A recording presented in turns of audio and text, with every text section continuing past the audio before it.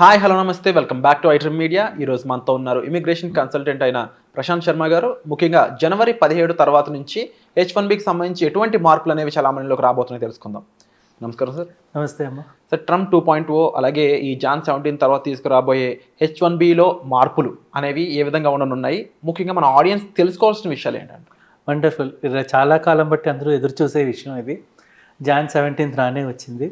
So ఈ 17వ తారీఖు నుంచి ట్రంప్ వచ్చే ముందు అమలయ్యే వ్యవహారాలు ఏమిటి అని ఆలోచిస్తే ఇది F1 స్టూడెంట్స్ ఎవరైతే ఉన్నారో వాళ్ళకి H1 అప్రూవల్స్ వచ్చేంత వరకు వాళ్ళకి EAD కార్డ్ టైం అయిపోతుంది, వాళ్ళ క్లాక్ ఎండ్ అయిపోతుంది అనుకునే వాళ్ళకి ఇది శుభవార్త. వాళ్ళు they need not leave the country immediately. వాళ్ళ H1 అప్రూవల్ అయ్యేంత వరకు they can stay back in US and they can work. ఇది ఫస్ట్ ప్రపోజల్. అట్లానే H1స్లో ఆల్రెడీ ఉన్నవాళ్ళు అక్కడ ఎవరికైతే పీరియడ్ అయిపోవచ్చిందో వాళ్ళు ఇండియన్స్ ఎవరైతే ఉన్నారో వాళ్ళు మళ్ళీ ఇండియా తిరిగి రాక్కర్లా. They can go with extension there itself in and out అనేది అవసరం లేదు. అక్కడ ఎంప్లాయర్ డైరెక్ట్గా వాళ్ళు అక్కడే they can put it for a renewal process. ఇది సెకండ్ థింగ్. థర్డ్ థింగ్ ఏంటంటే క్యాప్ ఎక్స్టెన్షన్స్ ఇచ్చాడు చాలా మటుకు. అండ్ ఆ తర్వాత కోటా ఎక్స్టెన్షన్స్ ఇచ్చాడు. 65,000 నుంచి 85,000 దాకా కోటాస్ ఎక్స్టెండ్ అయ్యాయి. సో ఓవరాల్గా చూసుకుంటే ట్రంప్ వస్తున్నాడు అని భయపడాల్సిన పని లేదు. డెఫినెట్గా ట్రంప్ వ్యవహారం ఏదైతే ఉందో మనకున్న ఇండియన్ మెంబర్స్ ఎవరైతే అక్కడ వాళ్ళ టీంలో ఉన్నారో they are definitely favouring Indians అని మాత్రం చెప్పుకోవాలి. ఎందుకంటే Indians are the basic back bone of USA అనేది ఈసారి ఖచ్చితంగా ప్రూవ్ అయిపోయే ఇది ఉంటుంది. ఎందుకంటే మన వాళ్ళు అక్కడ ఎంతమందో అక్కడ ఉపాధి గురించి అని ఉన్నారు. అట్లానే గ్రీన్ కార్డ్స్ కూడా 2013 తర్వాత వాళ్ళందరివి కూడా ఎప్పటిదాకా వాడు గ్రీన్ కార్డ్స్ ఇష్యూయన్స్ ఇస్తాడో అంటే అప్రూవ్ చేస్తున్నాడో ఇంకా మనకి ఐడియా లేదు. అది ఇంకా వాడు పబ్లిష్ చేయాల్సింది. అది ఆ తర్వాత 540 days ఆఫ్ ఎక్స్టెన్షన్ ఒకటి వాళ్ళు ఆల్రెడీ చేస్తున్నారు. సో ఇలాగా అన్ని విధాల all 360 degrees if you look at it is a very good time for Indians అని మాత్రం మనం ఖచ్చితంగా చెప్పుకోవచ్చు.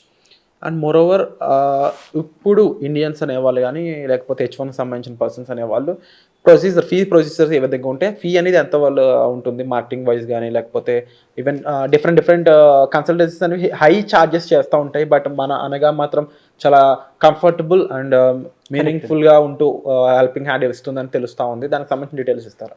డెఫినెట్లీ.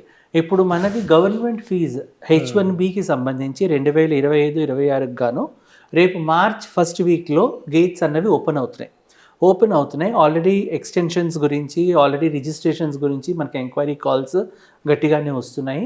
సో ఇప్పుడు ఏంటవుతుందంటే పూర్వం $10 ఉండదు, అంటే మల్టిపుల్ రిజిస్ట్రేషన్స్ ఎక్కువైపోయి సో దాని మీద ఒక బ్యాన్ తేడాలకి ఫీ స్ట్రక్చర్ అనేది కొంచెం పెరగడం జరిగింది.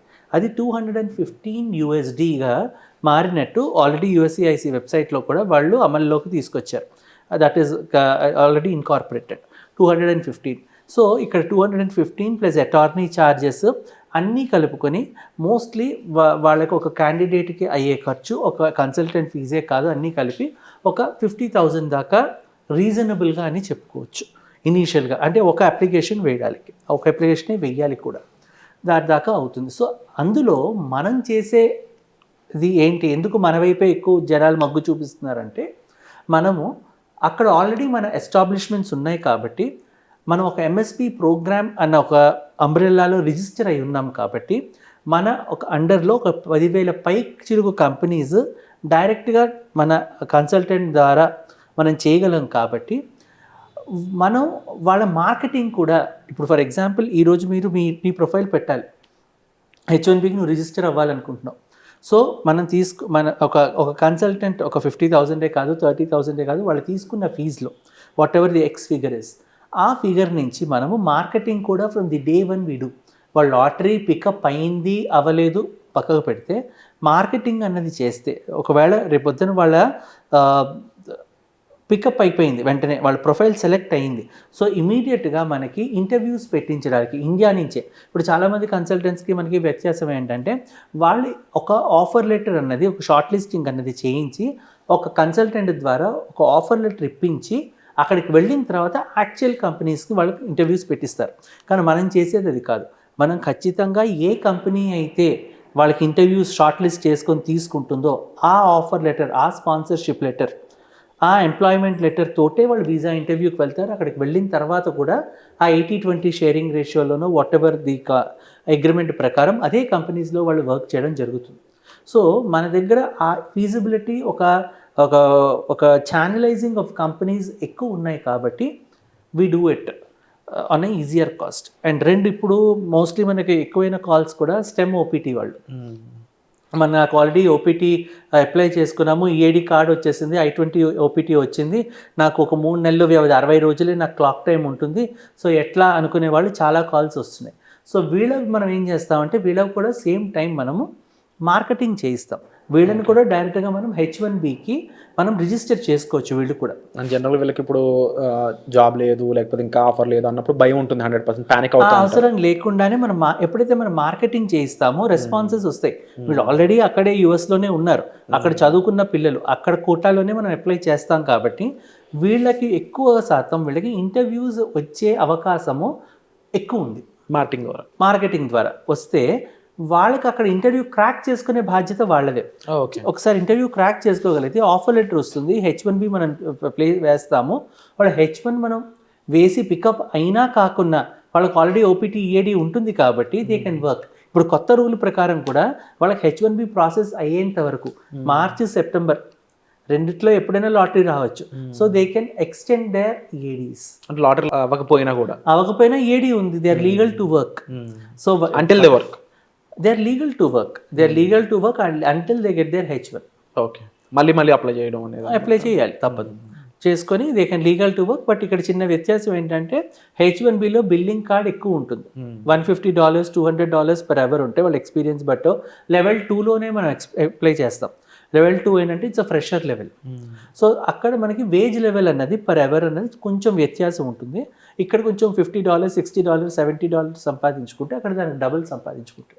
సంహౌ ఒక డిఫరెన్స్ అయితే ఉంది, డెఫినెట్గా డిఫరెన్స్ ఉంది. అండ్ మార్కెట్లో కంటే కూడా మనం అనగా కెరియర్ సొల్యూషన్స్లో మనము ఒక భరోసాతోటి, అంటే మన దగ్గర ఆల్రెడీ ఫౌండేషన్ గట్టిగా ఉంది కాబట్టి సక్సెస్ రేట్ ఎక్కువ ఉంటుంది. At end of the day lottery అన్నది ఒక లక్ ఇది, కానీ మార్కెటింగ్ అనేది ఒక సర్టనిటీ. సో డెఫినెట్లీ ఒక భరోసాతోటి మనం ముందుకు తీసుకెళ్తాం కాబట్టి డెఫినెట్లీ ఈసారి 25-26 H1 ఆస్పిరెంట్స్కి కావచ్చు, F1లో ఉండి ఓపీటీ ఏడీస్కి చూసేవాళ్ళు కావచ్చు, వీళ్ళందరికీ మన అప్రోచ్ అయితే we can definitely help them on a positive note అని మాత్రం నేను ఘంటారావంగా చెప్పగలను. Wonderful sir. And guys it's time to take action అండి. చాలామంది లేట్ చేయడం లేకపోతే అనవసరమైన భయాలు పెట్టుకోవడం, రాంగ్ కన్సల్టెన్సీస్ని అప్రోచ్ అవ్వడం ద్వారా చాలా ఇబ్బంది పడుతూ ఉన్నారు. చాలామంది రివ్యూస్ కూడా అలాగే ఇవ్వడం జరిగింది. అండ్ ముఖ్యంగా ఇటువంటి బేస్ మీదే అనగా కంప్లీట్గా ప్రతిదీ విషయంలో కూడా మీకు బై హ్యాండ్ హెల్ప్ చేస్తూనే ఒక క్లియర్ ఇన్స్క్రిప్షన్తో ఒక ట్రాన్స్పరెన్సీ మెయింటైన్ చేస్తూ మిమ్మల్ని ముందుకు తీసుకెళ్తూ ఉంటుంది. అది H1Bకి సంబంధించిన లాటరీ సిస్టమ్ అయి ఉండొచ్చు, మీకు మార్కెటింగ్ అయి ఉండొచ్చు, మీ జాబ్ వచ్చే వరకు హ్యాండ్ హోల్డింగ్ అయి ఉండొచ్చు. ఇన్ కేస్ సిచ్యువేషన్ కంప్లీట్ నెగిటివ్గా ఉన్నా కూడా మీకు ఈఐడి మీద మీకు కంప్లీట్ వర్క్ ఆపర్చునిటీస్ కానీ ఓవరాల్ ప్రతి విషయంలో కూడా మీకు హ్యాండ్ హోల్డింగ్ అనేది ఉంటుందండి. సో ఏమాత్రం లేట్ చేయకుండా ఇమీడియట్గా మీరు కన్సల్టెన్సీకి కాల్ చేసి డిస్ప్లే అవుతున్న నెంబర్స్ కాల్ చేసి సార్ యొక్క హెల్ప్ తీసుకోవచ్చు. అండ్ రైట్ ఇన్ఫర్మేషన్ని మరింత క్లియర్గా మీరు పర్సనల్ అపాయింట్మెంట్ ద్వారా కూడా తీసుకోవచ్చు. సో వచ్చే ఎపిసోడ్లో మళ్ళీ కలుద్దాం. మీకు ఏ డౌట్ ఉన్నా సరే కామెంట్ సెక్షన్లో మెన్షన్ చేయడం మర్చిపోవద్దు. పూర్తి గైడెన్స్ కొరకు అయితే మాత్రం డిస్ప్లే అవుతున్న నెంబర్స్ కాల్ చేసి మీరు సార్ని కన్సల్ట్ చేయొచ్చు. Thank you so much for the information. Thank you అండి, థ్యాంక్ యూ.